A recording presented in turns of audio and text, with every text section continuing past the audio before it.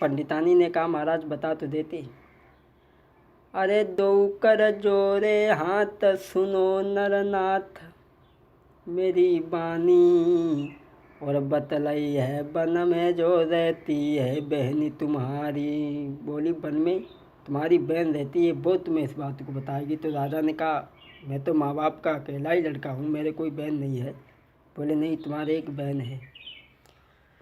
सुनो मेरे नरनाथ, सुनो मेरे नरनाथ, बतलाई है तुम्हें बात बहनी जो वन में, तुम रथ को ले सजवाई न करो यवारी। तुम रथ को ले सजवाई, तुम रथ को ले सजवाई, तुरंत तुम जाऊ न देर लगइयो। अरे वन में बहन तुम्हारी है के बतलावे, अरे वो ही तुम्हारी वन में बहन रहती है, वो तुम्हें बताएगी। राजा ने देर नहीं की, अरे फौरन रथ सजवाई चले हैं भूप बनी में पहुँचे। जंगल को राजा जैसे ही उसकी बात सुनी कि तुम्हारी बहन बतलाएगी, तो राजा ने रथ सजवाया, सजवा कर के चले और जंगल में पहुँच गए। अरे भूप ने तनिकन करी अवारी, और रथ सजवाई के राजा है जंगल में पहुँचो जाए। सोई आवत देखो बाने जब हाई आसन डाली दयो, सोई आवत देखो बाने जब हाई आसन डाली दयो। जैसे राजा जंगल में पहुँचे और उस लड़की ने देखा वो तपस्या कर रही थी, और उठ कर के खड़ी हो गई, कहने लगी हाँ महाराज। अरे कहो भूप तुमको रे के भेजो है पंडितानी, अरे कहो भूप तुमको रे के भेजो है पंडितानी। कहने लगी आइए महाराज, तुमको पंडितानी ने भेजा है हमारे पास। राजा कुछ बोल तो नहीं पाए। अरे कहो भूप तुमको रे भेजो है पंडितानी, अरे पुण्य की जरा पाताल हरी अबई लो नहीं तुम जानी। बोली तुम्हें पंडितानी ने भेजा है कि तुम पुण्य की जर पाताल तक कैसी हरी यही पूछने आए हो। राजा सोचने लगे मैंने तो इससे भी कुछ बात भी नहीं की, उसने सब बात बता दी। महाराज सुनत ही भूप गए दहलाई, और मैंने कछु कही नहीं पाई, दीनी बात बताई। सोई हाथ जोड़ी बहना से राजा तब बतलानो है, सोई हाथ जोड़ी के बहना से राजा तब बतलानो। राजा कहने लगा हाँ भाई मैं। राजा सोचने लगा मैंने इससे कोई बात भी नहीं किया, कोई प्रश्न भी नहीं किया, उसने ये भी जान लिया कि हमें पंडितानी ने भेजा है, और कौन सा सवाल हम लेकर के आए हैं वो भी इसने जान लिया। कहने लगे तुम्हें पंडितानी ने भेजा है ना हमारे पास। बोले हाँ। बोले बहन मैं तुम्हारे पास एक आशा लेकर के आया हूँ जिसका जवाब सिर्फ तुम्हारे ही पास है। वो लड़की कहने लगी ठीक है हम आपके सवाल का जवाब तो देंगे, लेकिन ऐसा है वो सवाल का जवाब हम नहीं देंगे, अगर हम देंगे तो तुम्हें दुख होगा, और तुम ऐसा करो अपने घर जाओ। और वो लड़की बोली अरे तुम अपने घर को जाओ, सवाल को मैं न बताऊंगी, सवाल को मैं न बताऊंगी। लड़की बोली तुम अपने घर जाओ, अगर मैंने तुम्हें सवाल को बताया तो तुम्हें दुख होगा, कलेश होगा, इसलिए मैं सवाल को नहीं बताऊंगी, तुम्हें कोई दूसरा ही बताएगा। अरे तुम अपने घर को जाओ, सवाल को मैं न बताऊंगी, अरे आए समय जब नी को तब तुम ही जब जानोगे। बोली तुम अपने घर जाओ, तुम्हें घर में ही सवाल मिलेगा।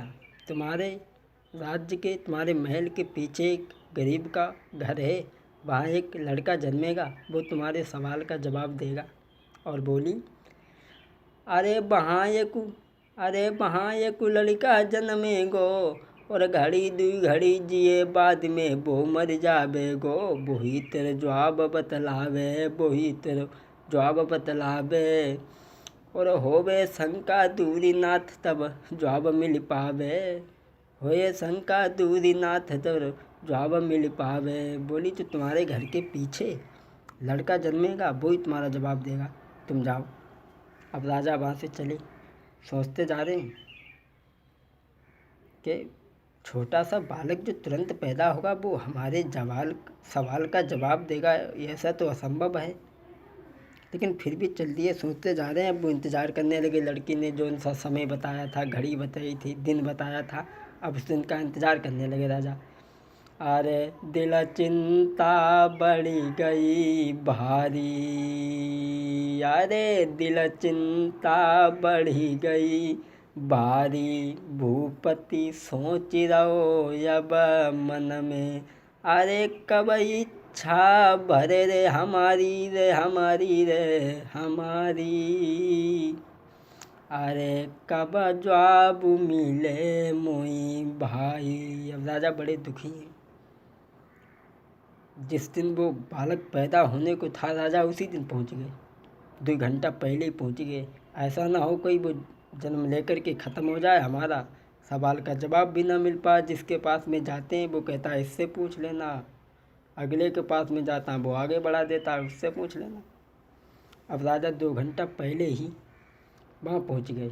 धीरे धीरे समय का जब इंतज़ार करने लगे हैं, अरे बीतो समय कछु और, समय जब नियरे आओ है, लई सेना सजवाई भूप ने न देर लगाई है, गरीब घर पहुँचो जाई है। गरीब के घर में जब राजा पहुँचे, गरीब घर पहुँचे जाई है, झुके वहाँ नर नारी, आजू आई गए घर में सतधारी, कैसे आवन बहु भूप घर आई गए सतधारी।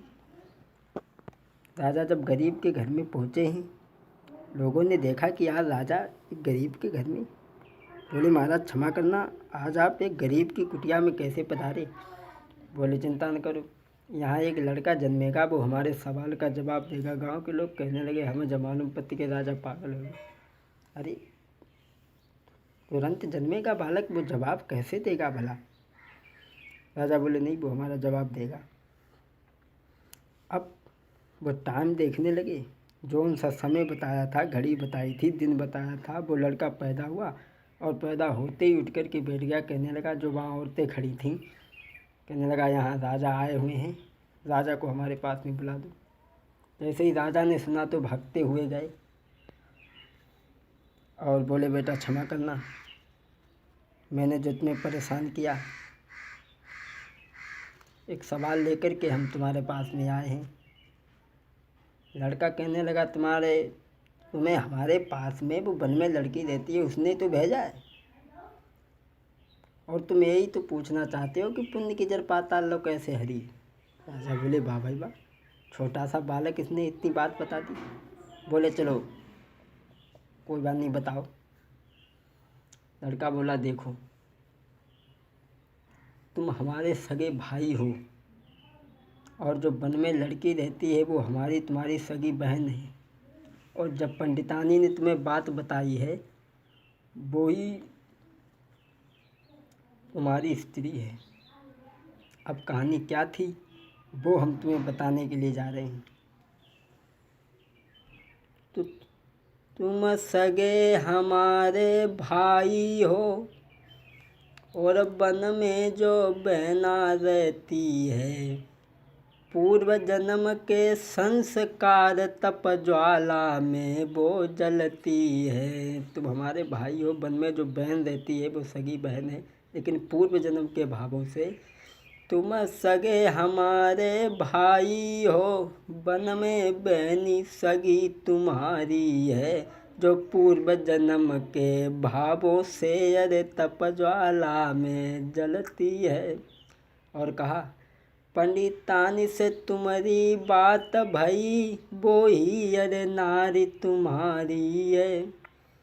अब सुनो कथा तुम ध्यान दे के, हम सभी बात बताते हैं। बोले अब तुम सुनो, तुम हमारे सगे भाई हो, और जो जंगल में बहन है तपस्या कर रही है लड़की, वो तुम्हारी सगी बहन है, और पंडितानी से जो तुम्हारी बात भई है वो ही तुम्हारी स्त्री है। अब कहानी क्या थी वो हम तुम्हें बताते हैं। देखो, पूर्व जन्म में हम और तुम और पंडितानी चारों एक घर में रहते थे। और माता पिता तो पहले ही छोड़ करके हमें चले गए थे। सुनो,